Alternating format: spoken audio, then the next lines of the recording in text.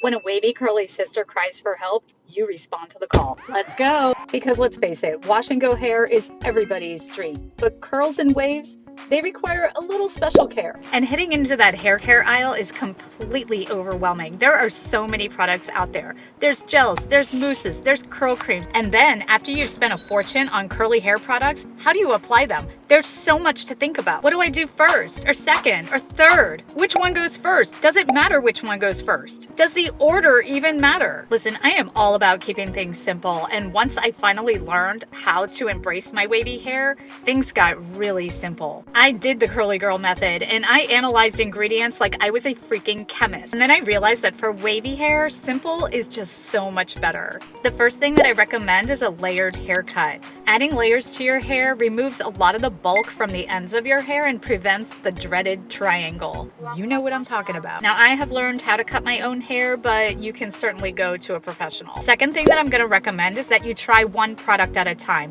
That way you know that the product is working for you. If you go and try to layer 5 or 6 products onto your hair, you're not going to know which one's working or which ones aren't working. Because you know how no two silver sisters have the same silver hair pattern? Wavy hair, curly hair is the same type of thing. What works for one person is not going to work for another. Now, real quick, let's talk about hair gels. Because if you're like me, when you first hear the word hair gel, you're thinking back to the 80s when everything was super crispy and crunchy. Your product application sometimes is even way more important than the actual product that you're using. I think where we were failing in the 80s is that we were applying gel to our dry hair.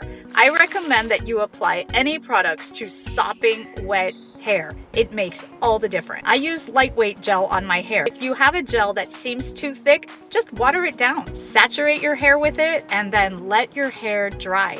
Don't touch it. You can do a little bit of scrunching when it's still sopping wet and then literally leave it alone. Now, I like to root clip. I put little clips in my hair just to get some volume. I happen to have one right here. Once your hair starts drying, you're gonna notice that it's getting hard and crunchy. That's a good thing. That's called a cast. You want that because once it's good and dry, you're gonna flip your head over and you're gonna start scrunching that out. Very gently, scrunching out the crunch. I promise your hair will be touchably soft, although don't let anybody touch it. Now, you can go crazy with lots of brush styling techniques and other curly hair techniques, and I have several tutorials on these. But I've really found that for my hair, simple is better and not being so afraid of frizz. You know, it's just like when I decided to embrace my silver hair, and I have this salt and pepper thing going on, and I don't have enough gray to go gray.